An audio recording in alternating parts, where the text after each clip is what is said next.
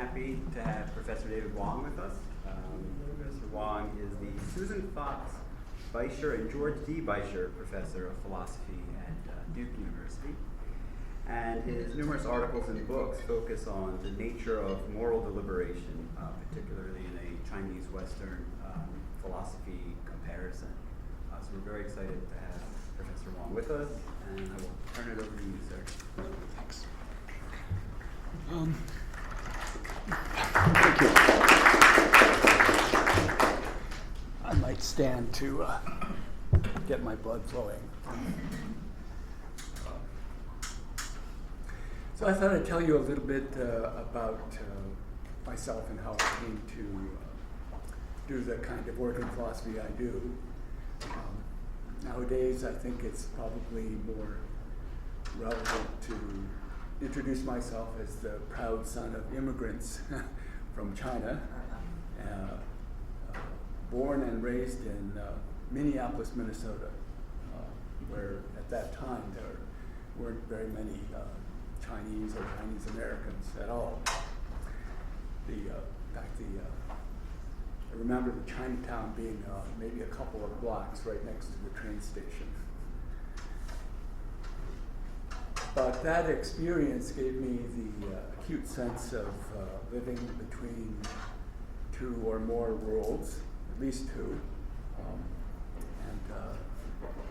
I had a sense of needing to come to terms with being in that liminal state, leading me to seek answers to questions about where people get their ideas about how to live and how to deal with the conflict between these ideas.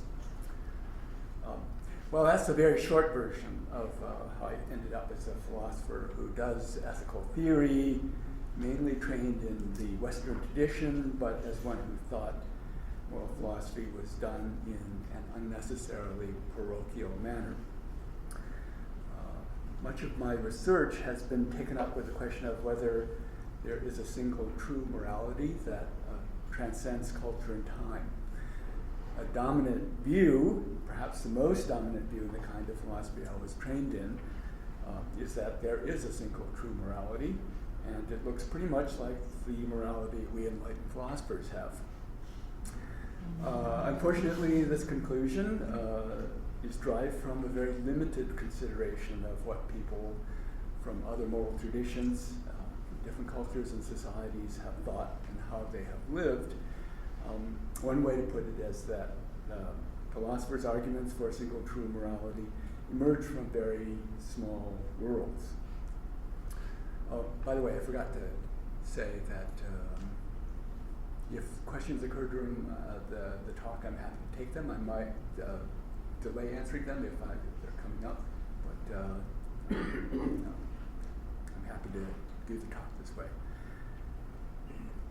So let me make my first reference to a Chinese text, and this is a Chinese Daoist text called the Zhuangzi, and it tells the story of a frog who lives in a caved-in well. So he is literally the king of this little world of his. He is lord of the pollywogs. Very proud of himself. He doesn't really know how small his world is until a turtle comes to visit. He invites the turtle to see his splendid abode. And the well is so small the turtle can get one foot in and then the other foot gets stuck in the mud. And so the turtle just stops and tells him of the vastness of the sea from which he comes, the turtle comes. Frog takes all this in and he is crestfallen, he's devastated. So of course, this is a story not really about frogs, but about human beings. It's about how we don't realize how little our worlds are. And like the frog, our need to feel like big shots in our little worlds motivates us to keep our worlds little, so we may remain big. The Zhuangzi wants us to recognize that this need for large egos and little worlds is what keeps us wedded to inadequate perspectives, keeps us from exploring and dealing with what doesn't fit into those perspectives. And the Zhuangzi tries to therapeutically, through stories like the one I've just told, to drive home to us that we should be trying to get bigger, richer perspectives to accommodate what doesn't fit, no matter how true and beautiful that new perspective looks to us. We should always be prepared to acknowledge that it doesn't accommodate something that we have not yet confronted.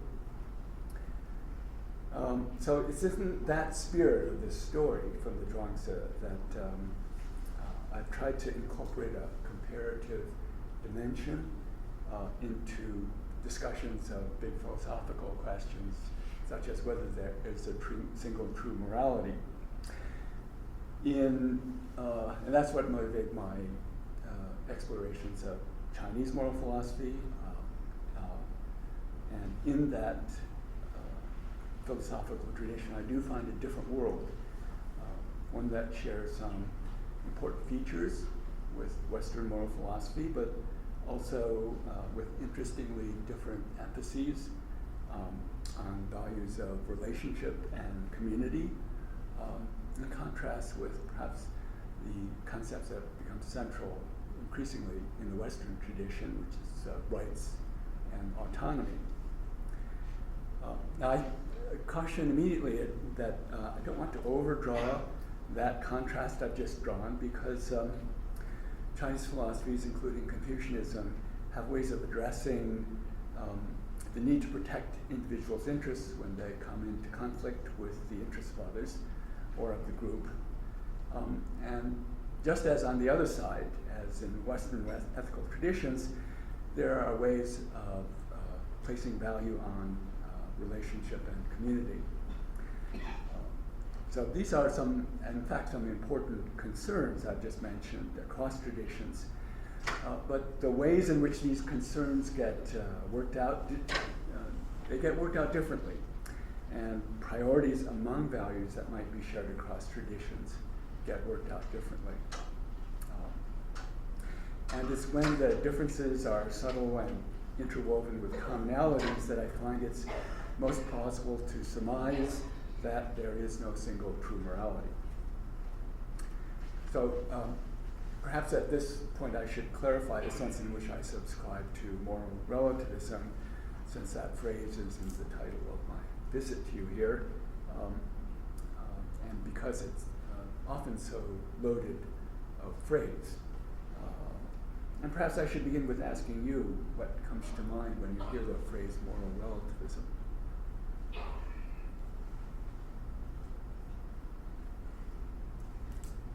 Yes?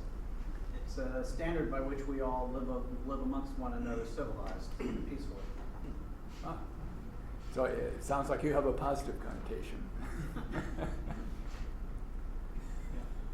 Yes. Each person has a different sense of right and wrong depending on what their life is like.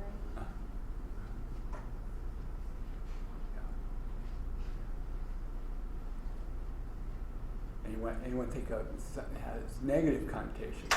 It's having negative connotations.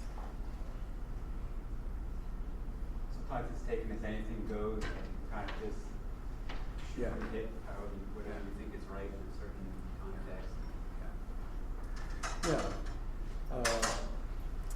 Often, at least in philosophy, it's used as a term of denigration. That's moral relativism. That might be the end of the conversation, depending on who else is in the room. So I think I need to clarify the sense in which I subscribe to this. My view identifies with the view that there is no single true morality. I call my version of it pluralistic relativism, because it does deny that all moralities are true and holds that only a bounded plurality of moralities is true.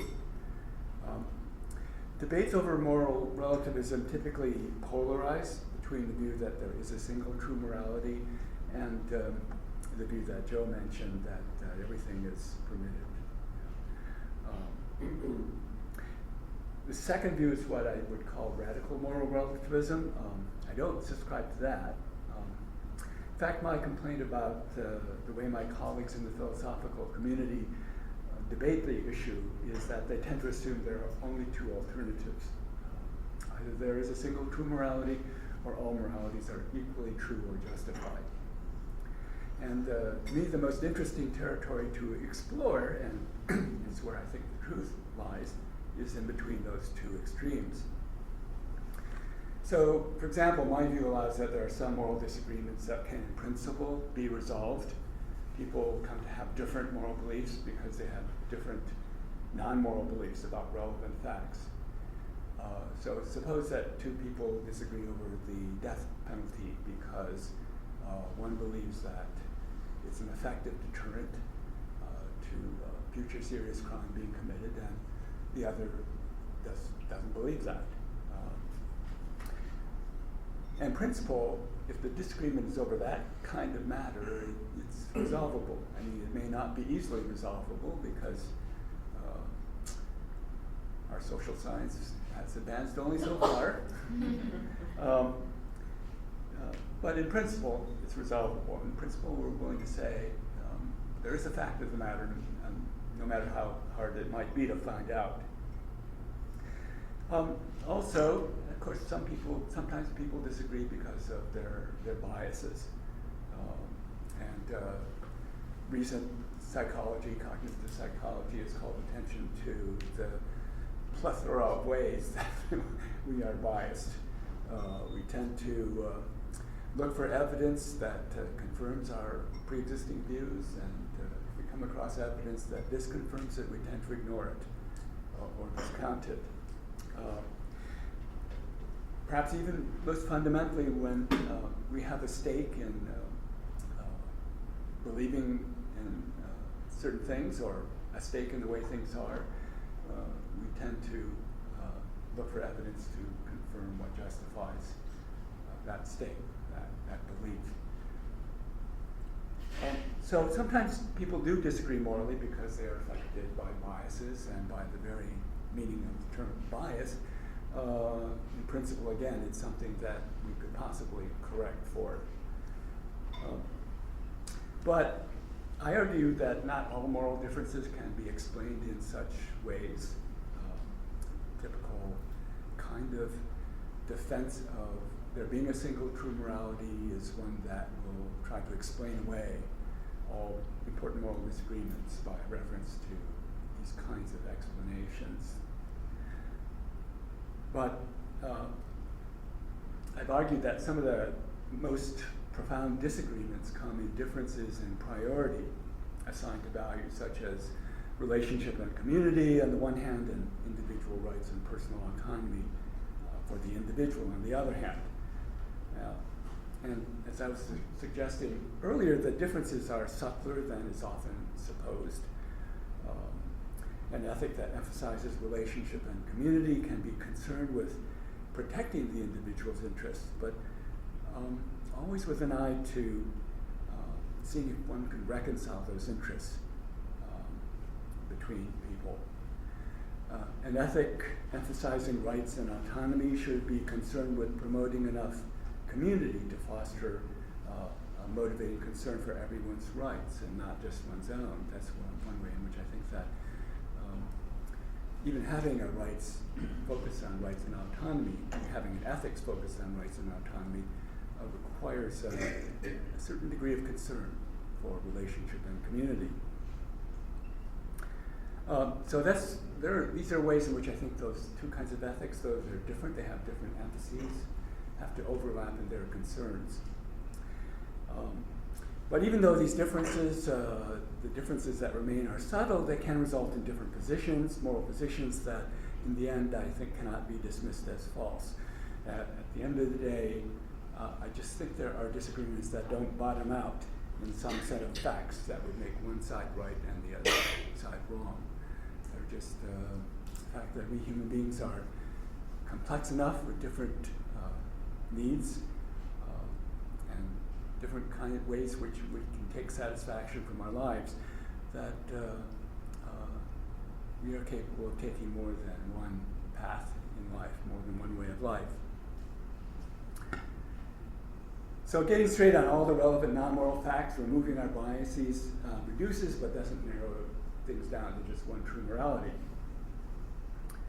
But to clarify one more thing about the kind of relativism I hold, my version very much affirms the possibility that people from different moral cultures might learn something from each other and revise their beliefs and their cultures, perhaps even, because of what they have learned from each other.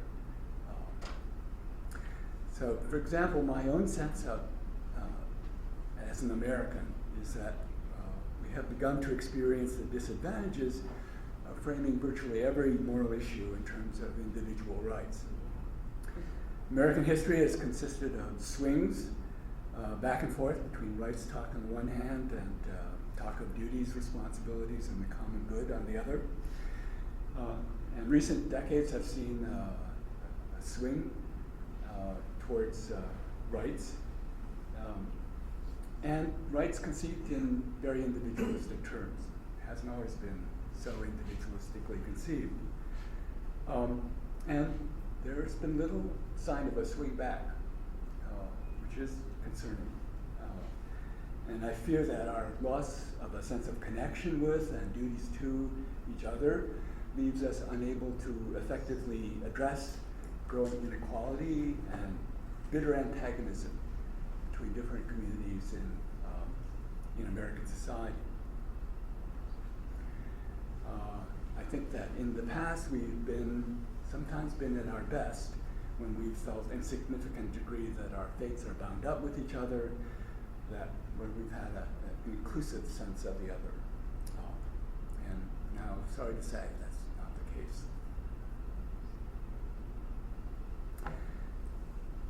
So this is one way I think that we should be interested in the way that Confucians, for example, fostered a sense of community and relationship.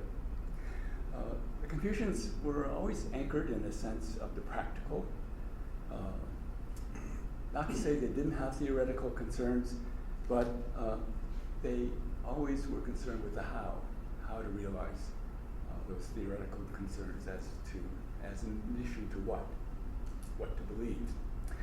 So that brought them to appreciate the role of emotion, both in conditioning what we are able to perceive and in either blocking or enabling us to realize our values. They didn't view emotion as brutish or blind, uncontrollable passion, but as something that we could make intelligent and humane through reflecting and working on it.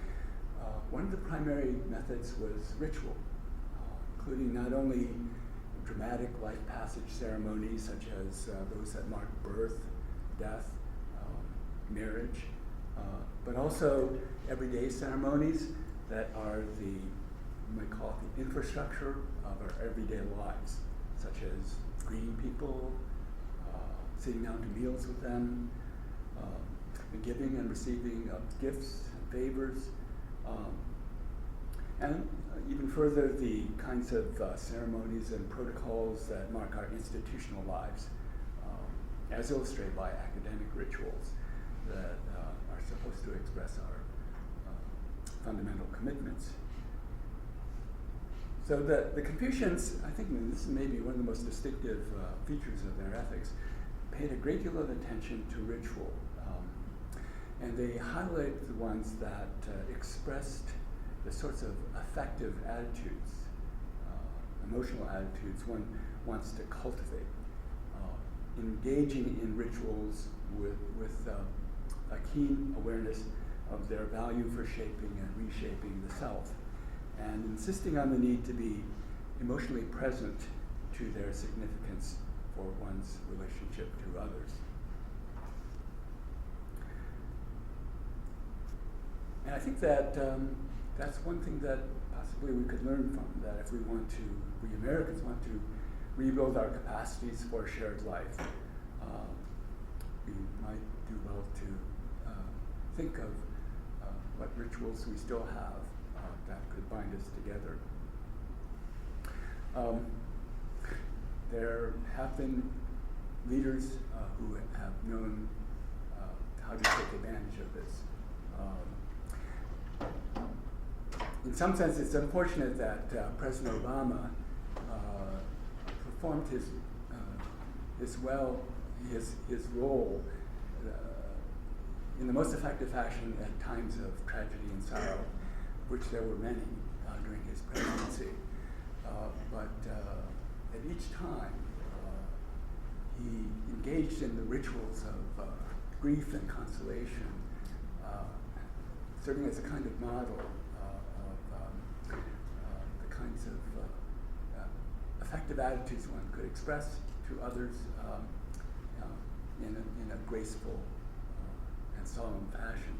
And of course, I think we all really probably vividly remember the time at the service for the Reverend Pinckney, who died in the church shootings, when he broke out in Amazing Grace during his speech.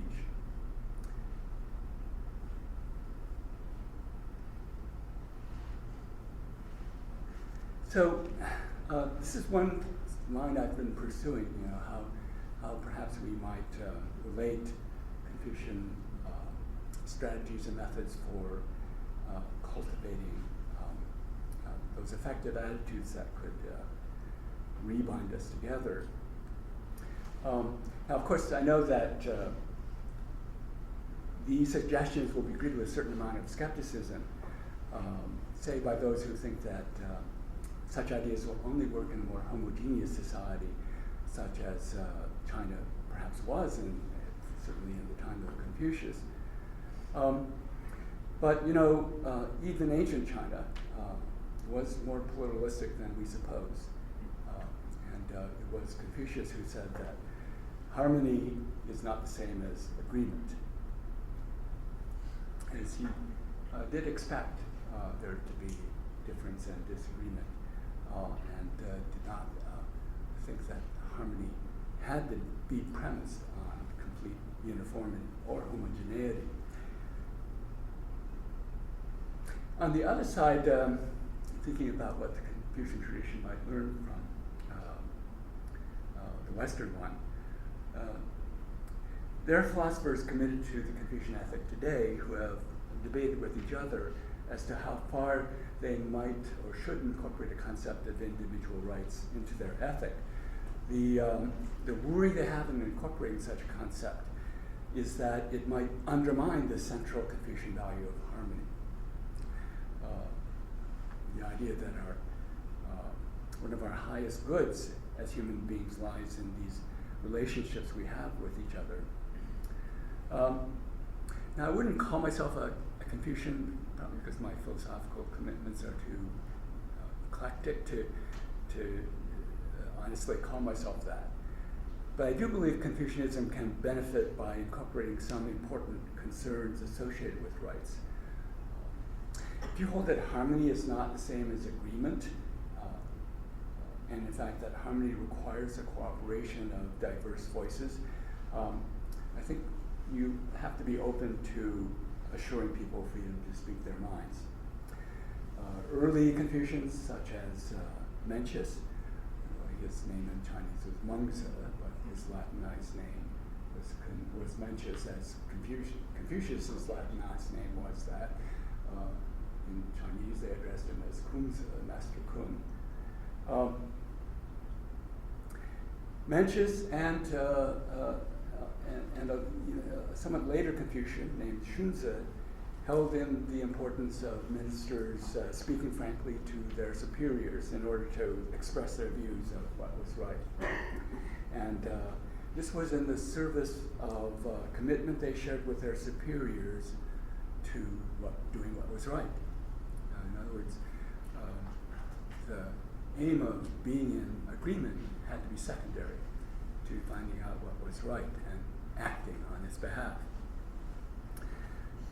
What Mencius and Xunzi did not do, however, was state that ministers or much less ordinary subjects should have protection from displeased superiors when they speak their minds. And I think this is where I tend to disagree with these philosophers, that I tend to think it's expecting too much of ministers and government officials in general and ordinary citizens to speak discomforting truths to their superiors when they have no assurance of protection. So I think that's a reason to incorporate a concept of rights, and in this particular case, a right to freedom of expression. But the basis for rights would be the idea that it's not simply the individual who benefits from it and is protected by rights, but the society as a whole. Protected freedoms to dissent and criticize those in power help to keep abuses of power in check. I think we're seeing some demonstration of that. Hopefully it's being held in check. Some people are trying. Such a right to speech combats tendencies of elites to become isolated from and ignorant of the people that whose welfare they deeply affect. So rights in this way would not presuppose a sharp contrast between the individual's compelling interests and broader social interests. For Confucians, we are such thoroughly social beings that individual and social interests are not in the end regarded as fundamentally incompatible. Though there will be conflicts, the central mission of moral and political philosophy is to foster approaches that will render them compatible. Or if that's not possible in some cases, to keep a reasonable balance so that neither side is consistently sacrificed for the other. So there's this story from the Mencius, the text named after Mencius, that illustrates these points. It is about a legendary sage king named Shun, and the story presents him as an exemplar to those aspiring to live the Confucian Tao or way. Shun was extraordinary for his ability to get people to work together, and also for his filial piety. In fact, those two things were connected in the sense that according to Confucianism, you sort of start learning how to care for people through first caring for your family, and then you extend that to outside the family. So this background about Shun is helpful for understanding the story of the time when he wanted to get married. And it was at a time in his relationship with his parents, it wasn't a very good time. And he knew that if he were to ask permission to marry, that his parents would deny him that permission. So he decided to get married anyway, without telling them.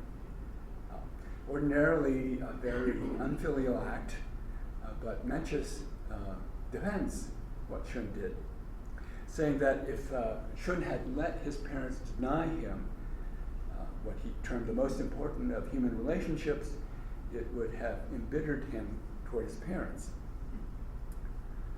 A very interesting reason, a very interesting chain of reasoning here. It seems to be that Shun's good as an individual depends both on his getting married, have that most important of human relationships, but also his reason for getting married anyway was also his relationship with his parents. He did not want to, if he had let his parents deny him this most important of human relationships, he would become so embittered that the relationship in his mind would have been irretrievable.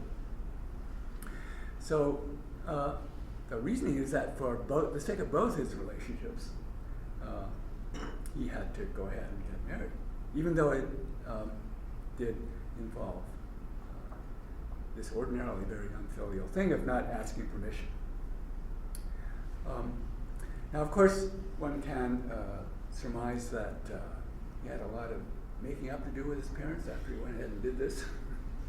But the point is that he had to decide on the basis of these important relationships what would be the best thing for possibly preserving both of them.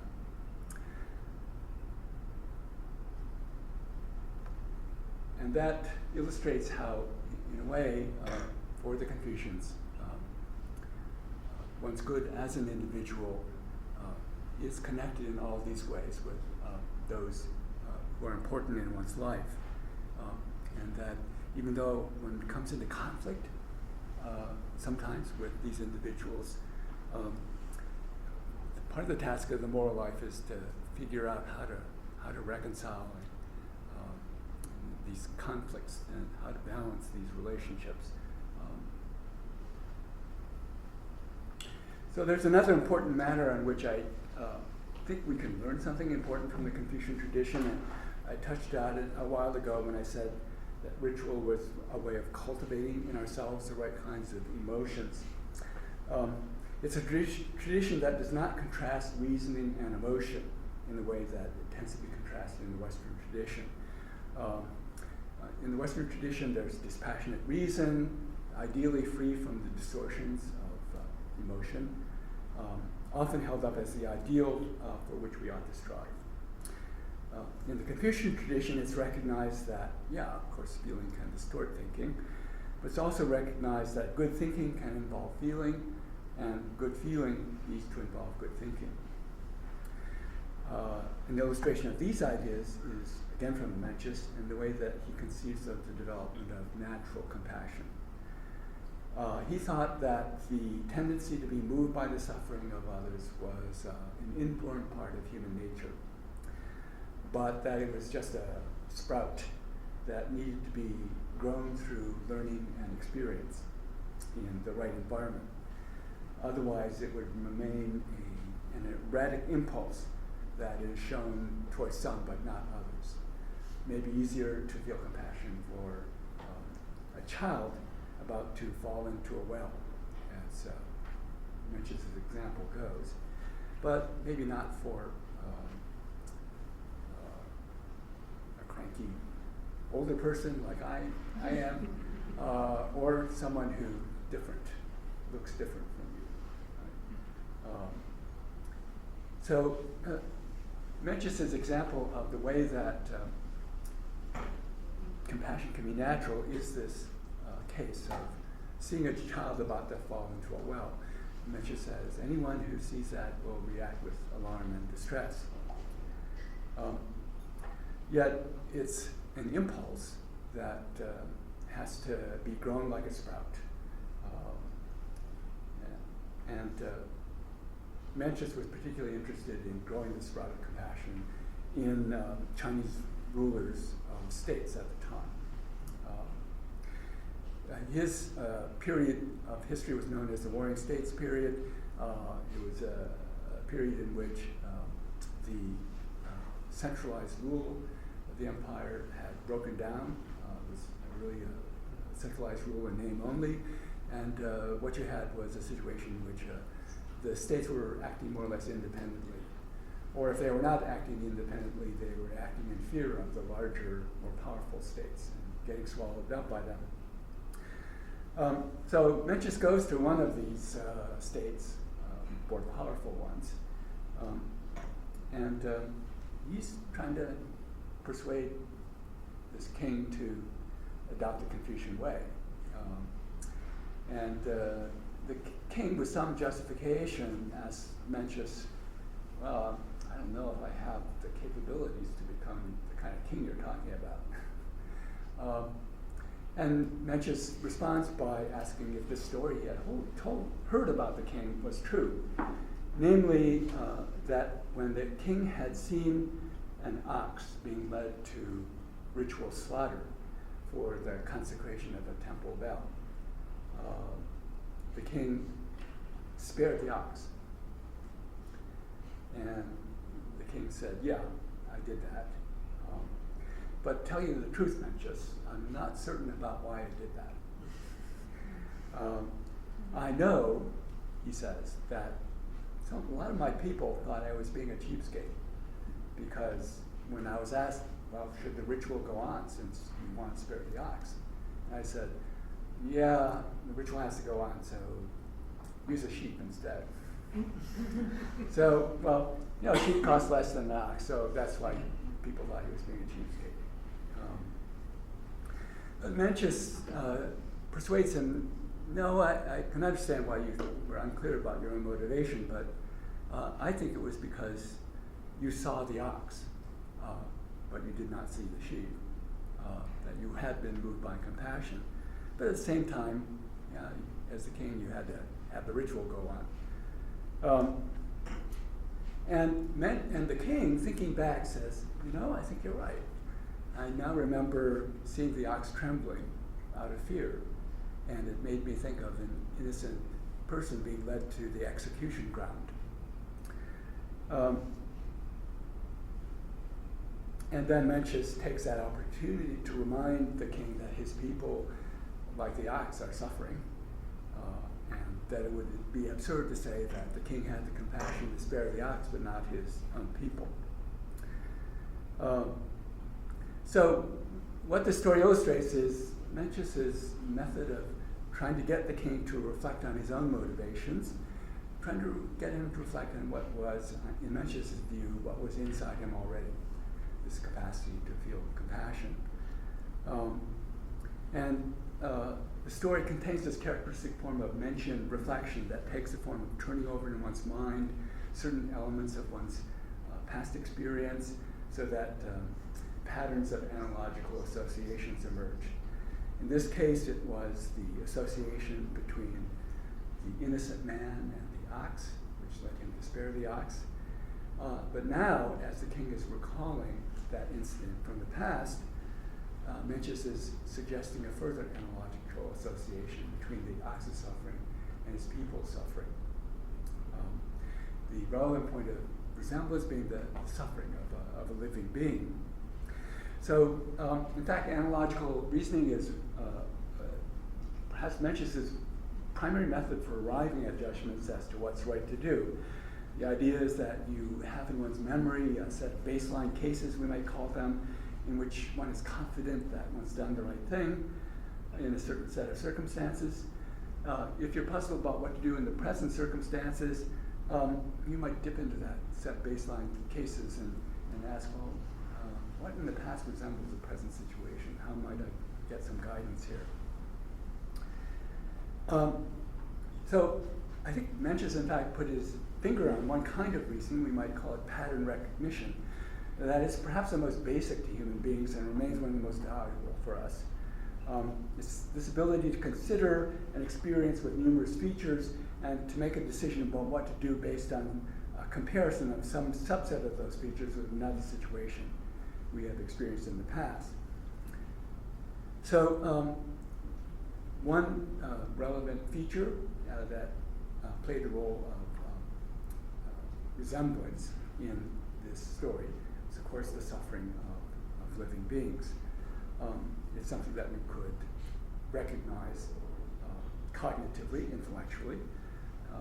The ox is a suffering being, the innocent man is a suffering being, the king's people are suffering beings.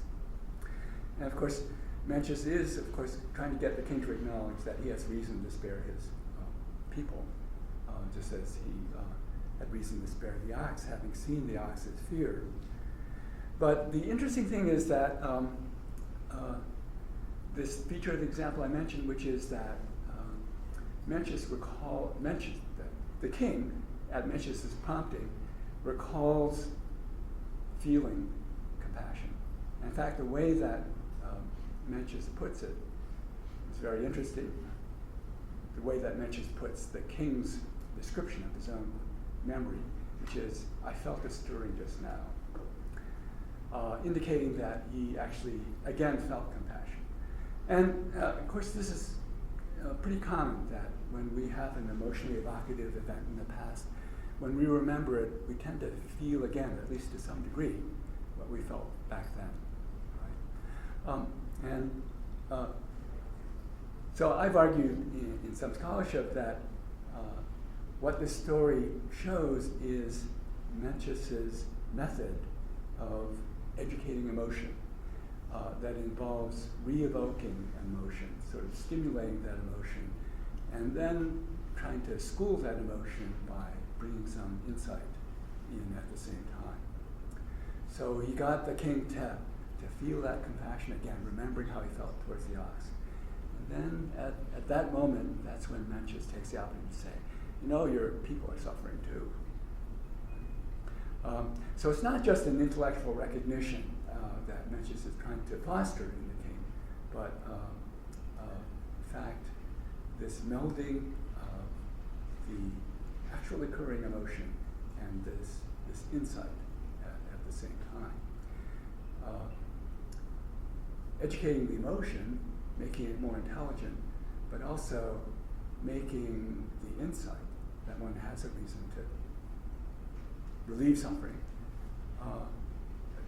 making it more motivationally efficacious by associating it with the emotion. Yes? So when Huangzi is trying to educate this emotion in the king, is he taking into, like, is he assuming that this is something inherent, like it's dormant in all human species, we all have it, and we just have to manifest that emotion? That's really Yes, Mencius held that, as I said, there's these sprouts in human nature, and he thought that part of being human was being born with these sprouts. Interestingly, one of my colleagues at Duke is the psychologist Michael Tomasello, who has experiments with children that are very evocative of this kind of idea. Very young children can be moved to help simply when they see a person needing help. And Tomasello has developed a very persuasive case that indeed this might be part of the human biological inheritance. In Tomasello's view, because we evolved to be cooperative creatures, that's partly how we managed not only to survive but to flourish on the earth, which is that we formed these groups that were able to satisfy our needs. It made sense that in the course of natural selection, those who develop the emotional capacities to respond to others might have been better cooperative creatures. So that's another kind of interesting convergence between this very ancient Chinese philosophy and perhaps some of the latest thinking about human beings, how they might have evolved to be the way we are. Not just the self-interested creatures, there's certainly a lot of that, but also how we might be fitted to connect with each other in these very basic ways that go beyond self-interest. Thank you. So that's just an example of this picture of the relationship between reasoning and emotion we find in Mencius. This characteristic view that there's this interweaving and interaction between reflection, reasoning, and feeling that I think is one of the more interesting and distinctive features of Confucian ethics. And again, it is this alternative to this view that is not the only view, but certainly is a dominant view in the Western tradition of cleaving reason and emotion. I already mentioned the view that emotion is a bad thing that tends to distort reasoning. There's this other view that's equally cleaving, but sort of gives emotion the upper hand in a certain sense that, and this is something that is also a kind of view that's gaining more power in Western psychology, that it's emotions that really have the power that drive our decisions. At best, reasoning tends to serve as a kind of rationalizer of what our emotions drive us to do. that unfortunately does seem to happen often. But one would like to think that we could have at least the possibility of having these two interweave to the benefit of each other. There's another way that we might learn from the Chinese philosophical traditions, this time from the Taoist tradition. Confucianism tells us that we are these social relational beings. Taoism encourages us to think about our environments, our non-human environments, as entering into who we are. So we may identify very much with a certain place, perhaps Chapel Hill or North Carolina, and such places include environments that aren't just human. Even if we don't subjectively identify with places, it may also be true of us that our ways of thinking and feeling and behaving have been formed by our having been raised in or spent considerable time in certain places. And Taoism highlights the way that we fit with this non-human world.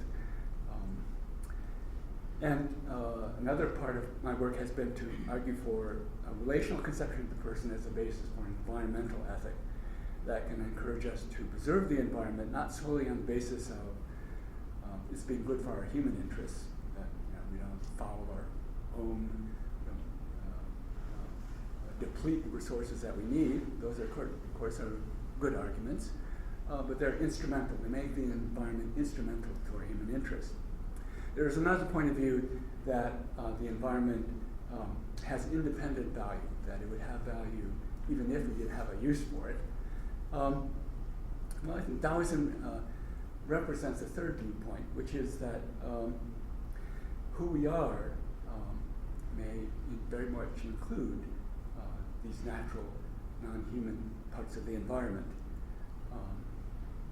Again, the Taoist text Zhuangzi is very good on telling us how the non-human world can enter into who we are more deeply than at the level of answering our current interests, that in fact, if we take the trouble to explore it and learn from it, it can reshape who we are, and that we can benefit from it. Now, of course, we are increasingly people living in these dense urban areas in almost completely human-made environments. But there are still a considerable number of people who have that ideal of living in some kind of harmony with nature. And furthermore, those of us who live in dense urban environments might have very good reason to consider modifying those environments to create a more balanced blend of the human and the non-human. It's possible to create urban spaces and gardens with plants appropriate to the water, soil, and climate conditions.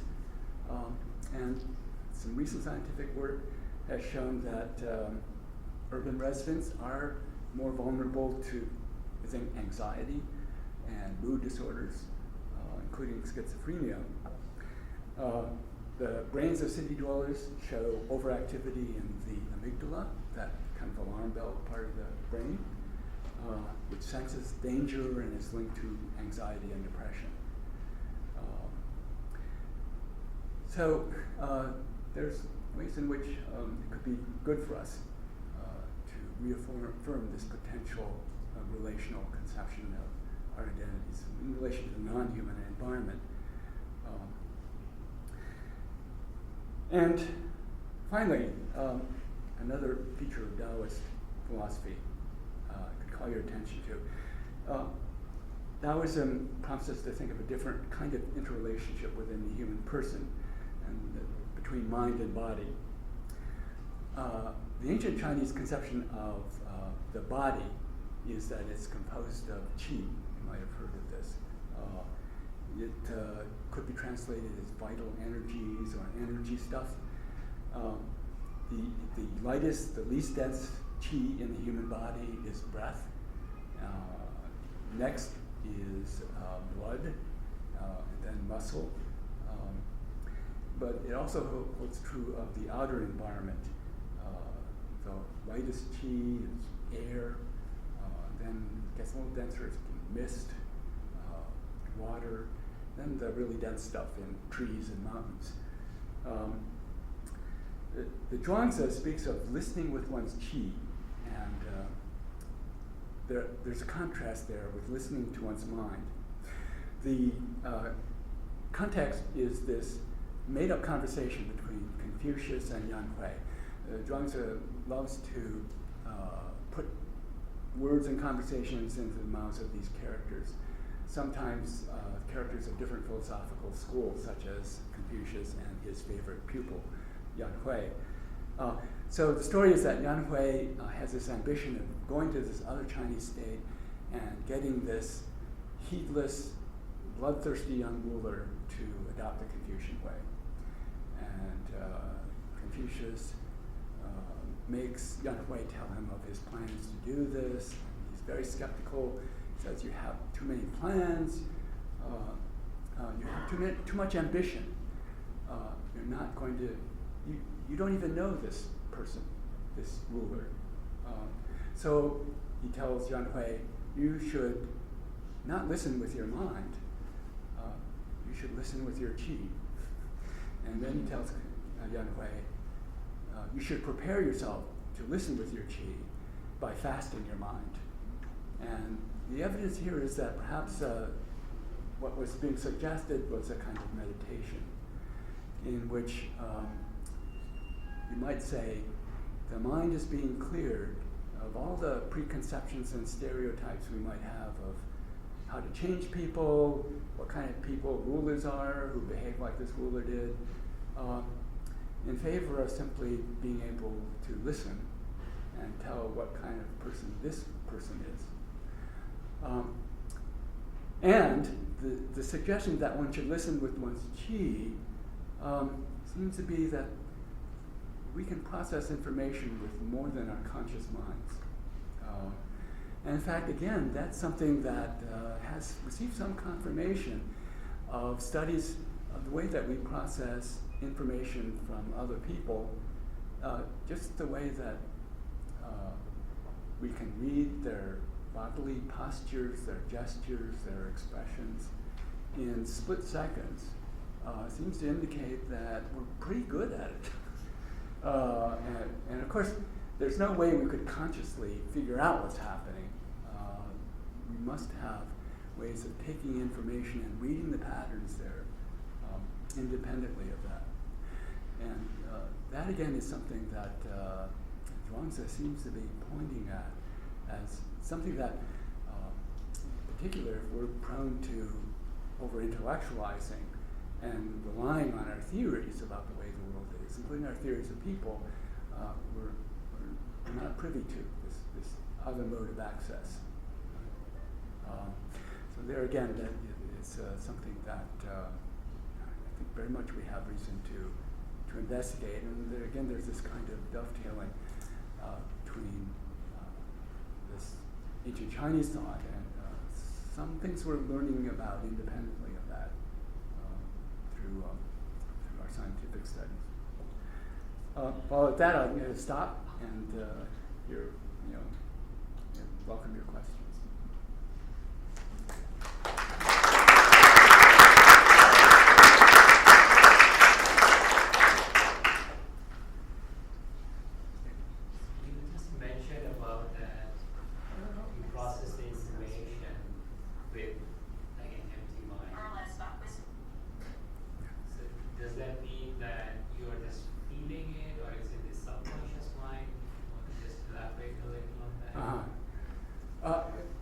It does appear to be there is some processing of information happening, and that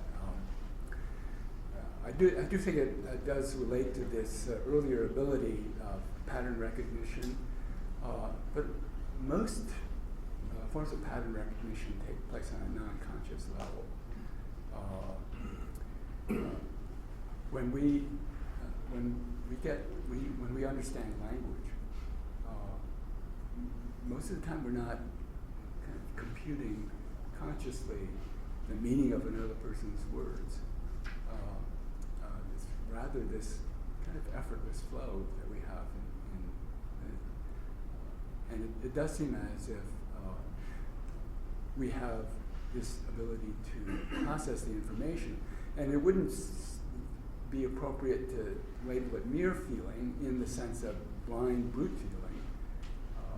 Certainly there's intelligent processing going on there. And maybe feeling too. And I think that in the sense of feeling also can be involved with the kind of receptivity we have towards others. But that again, I think would be pointing to the fact that we approach the world both in cognitive and affective ways. Yeah.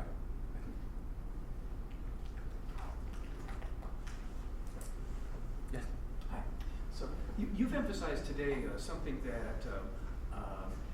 that is new to me about Confucianism.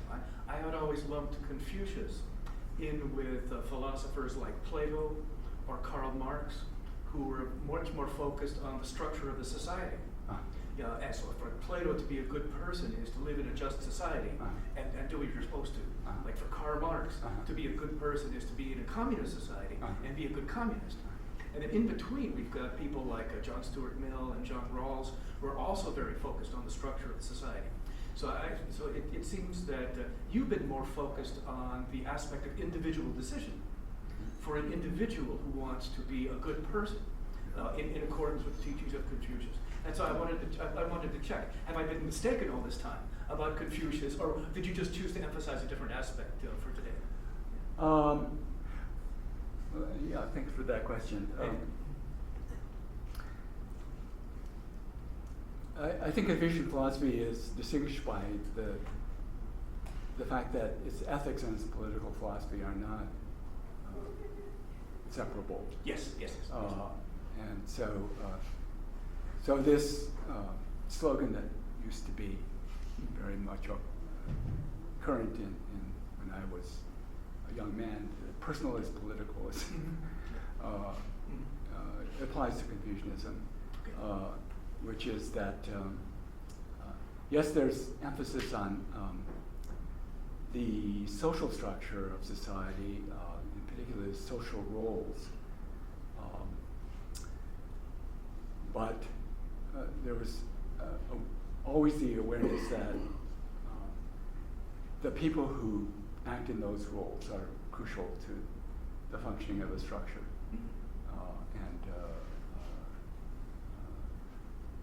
Mind you, that was a debate within the Chinese tradition.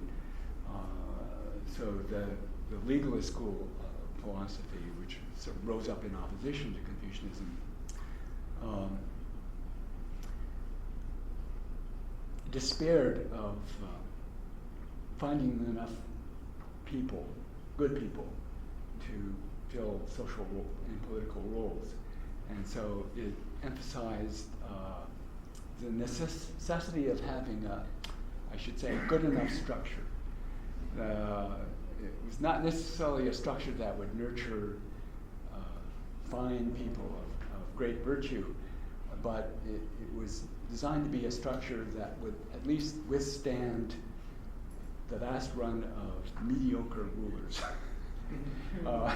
And so the idea was that you sort of had to construct a structure on the assumption that you would have mostly mediocre people doing the work, and you may not get great results, but you maybe avert disasters.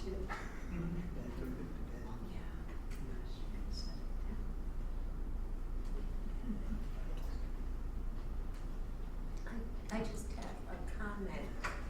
It was good to hear your perhaps possible solution to this dichotomy about individual rights versus societal, because that's something that we're so embroiled in right now, and with perhaps a hope that compassion can be a learned thing.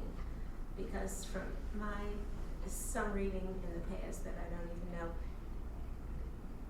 it's tend to think that this is an inborn tendency rather than, as you're suggesting, perhaps something that we all have that can be nurtured to be expressed. I mean, I hope that that's the case, because it's there's no way to communicate with these 2 points of views, and we're seeing the devastating result right now.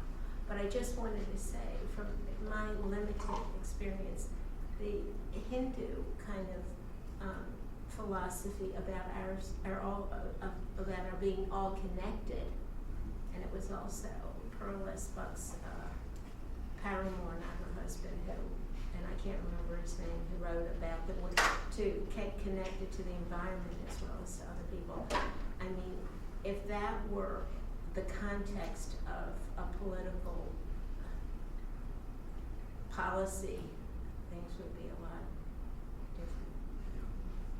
Yeah, it's interesting that you mentioned that.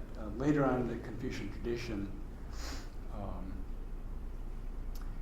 when Confucian philosophers thought to incorporate some of the insights of Buddhism and Taoism, they went in this direction of, say, more metaphysical recognition of oneness, and a metaphor they used was that of the one body, that we're all parts of one body.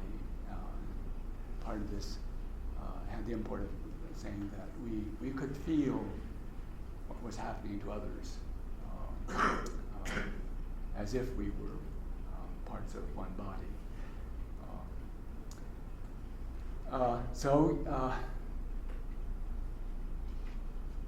Hopefully those are things that are true enough that we can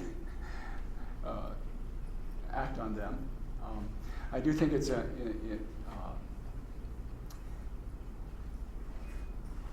important to recognize that Mencius held that the inborn part was just as sprout, as I was saying, and it's crucial what's done with it and what the environment is. It's neither something we just have and that's it, or is it something that we sort of don't have at all and that somehow we have to acquire or just don't have at all? There's something there to begin with, and as I say, there's some pretty good scientific theory to suggest maybe something like that's true. But our culture, the education that we have set up for ourselves has to play a crucial role. And this again is maybe something that's we've been deficient in. The watering part, the nurturing part.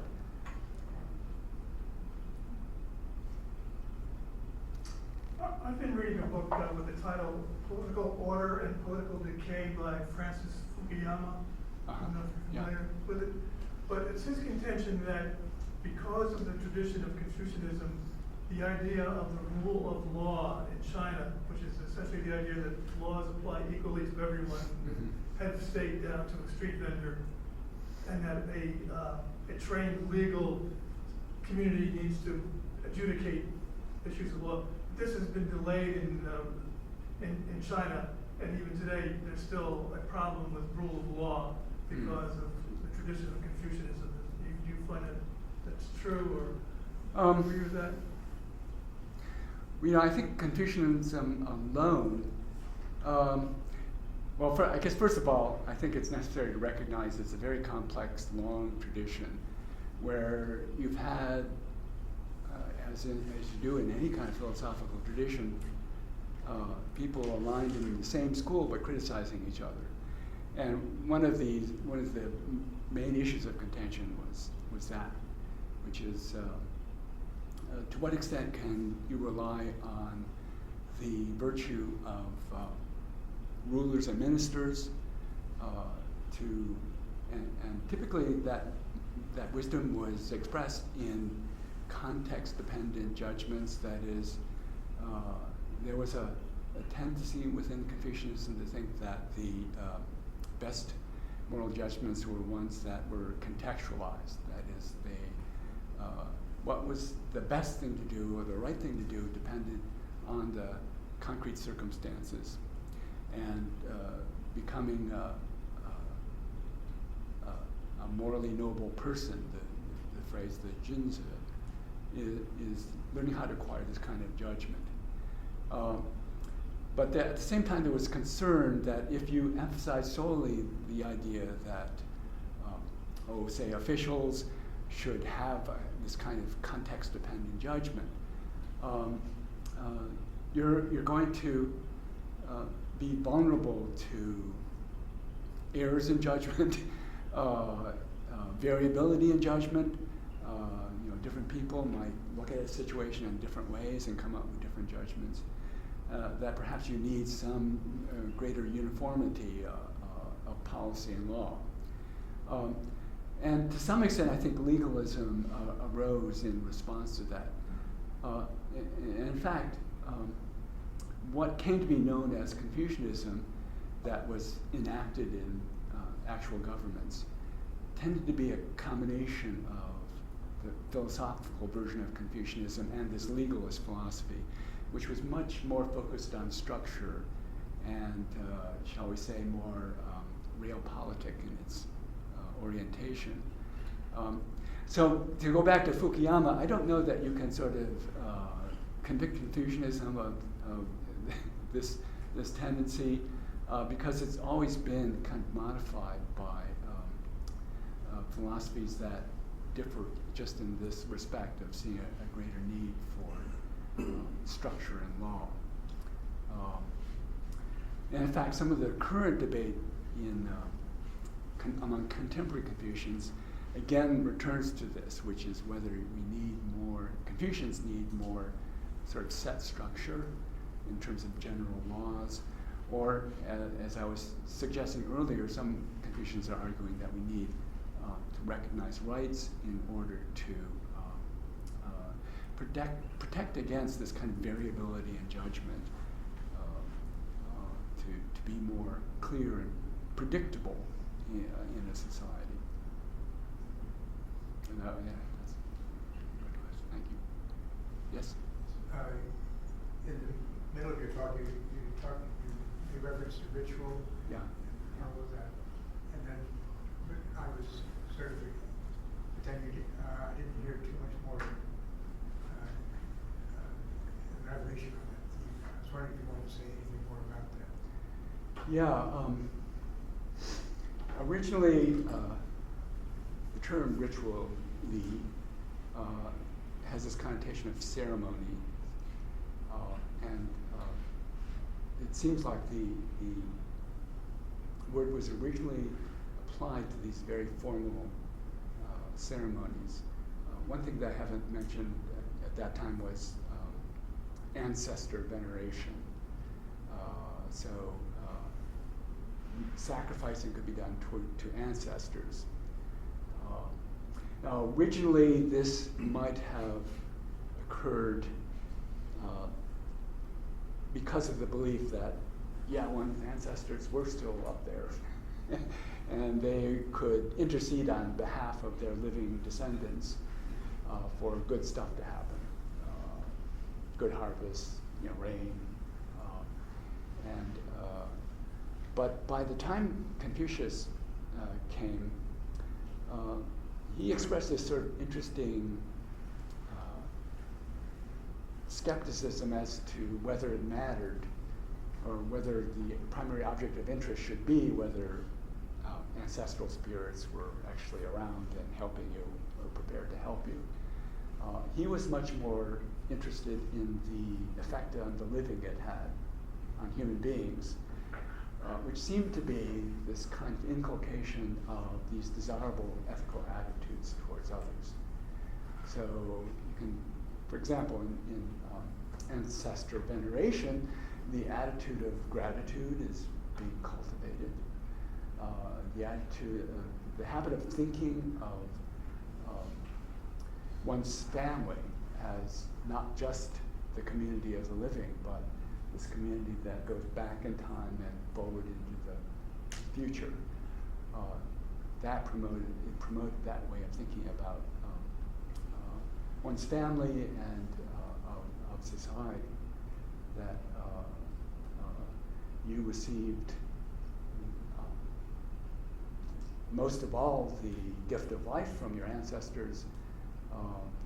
That of course, you could express your gratitude towards them through sacrifice, but perhaps the most concrete way of expressing that would be to do for those who come afterwards what your ancestors did for you.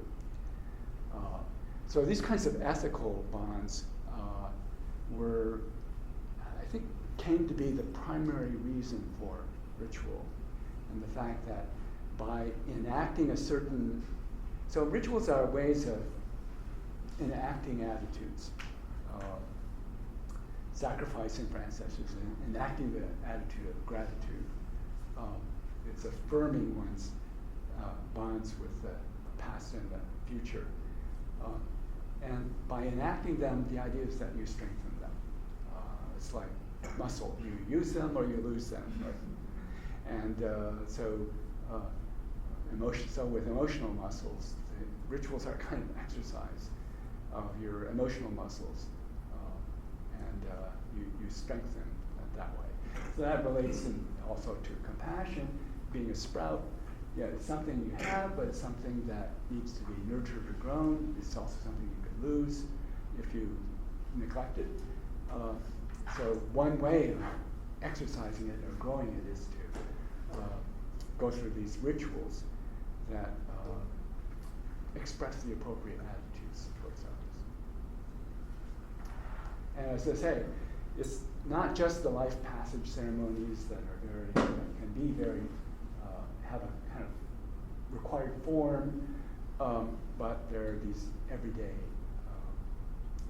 acts that our culture gives us to signal to each other what we're about. And the Confucians had this appreciation for rituals of every kind, including the everyday kind, precisely because they were so ubiquitous and so repetitive that they made a good training ground for the kinds of attitudes they thought were the held the society together.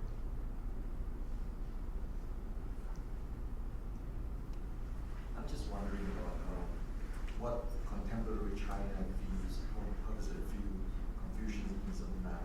Mm-hmm. And other than the fact that most Chinese will behave in a unique Confucius way in terms of tradition.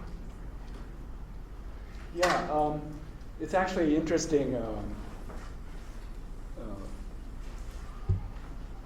There's some years ago, a woman became a best-selling author by putting out a sort of Confucius advice for everyday living. It was really a phenomenon, and it showed, I think, a kind of hunger for, so we're going back to one's roots. But also, I think what's said about its filling a vacuum is also true, which is kind of moral patina of Marxism. It's gradually run away. Partly because there was this considerable element of now entrepreneurial capitalism allowed in China, and there really began to be a widespread concern of all this kind of materialistic egoism abounding in the culture. And so, whereas when communism first came on the scene, it condemned Confucianism as part of the feudal past. There's been this surprising turnaround, where now the leaders are sort of regularly making use of Confucian concepts, and I can't say that I recommend the use they put them to, but it's indicative of their thinking that they need to reconnect with something that Chinese people can intuitively respond to, that can recognize as something that perhaps makes them Chinese. And so I think it is coming back. But as always, it can be a kind of curse too, because then when people in power decide you're valuable and important, then they put you to your own uses. And that's unfortunately often what happens to Confucius. But let's hope that there's some good comes from it. How would you compare Buddhism and Confucianism, and if they coexist in China? Okay, Buddhism's arrival shrunk Confucianism. Yeah, they do coexist. I think that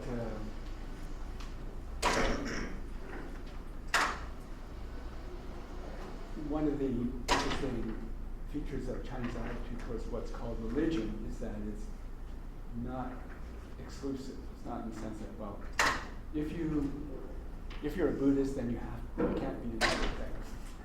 You can't be a Taoist or you can't be a Confucian. I mean, it's a very interesting attitude, and it sort of makes you realize that the very concept of religion is a concept imported from the West, and has all these associations of with conversion, with thinking that, well, if you declare yourself one thing, then you can't go around and turn around and say, I'm this other thing too. That's not really the kind of attitude you have in China. There's a sense that, well, yeah, that can work sometime, and this other thing can work, yeah, but and why not? And it may have to do with this practical attitude I was telling you about, which is that there's not so much a concern for doctrinal exclusivity, but does it work? And there's a recognition that more than one body of practices could work. If you can do it at the same time, why not? I do hear the comments, and as I read somewhere, that Confucianism and Taoism, obviously, when you're younger and active, engaged in society, you're working, you're a parent, or whatever, Confucianism is a good philosophy. But as you're in your later years, when you're retiring and retreating from the world, if you will, Taoism, so it's almost like one set of philosophies is one stage of life. Yeah, that's often said. I would go even further, though. I think you can maintain these different attitudes within a given phase of life, and that sometimes it does benefit you in the sense that Taoism is often a resource for those who feel suffocated by social bonds, restricted by social bonds, and that can happen at a time when you're in the midst of these bonds and performing them. And it doesn't mean that you have to leave them, but you can take solace in this other attitude towards them at the same time when you're in the midst of them. That's another thing I think that maybe we could learn from.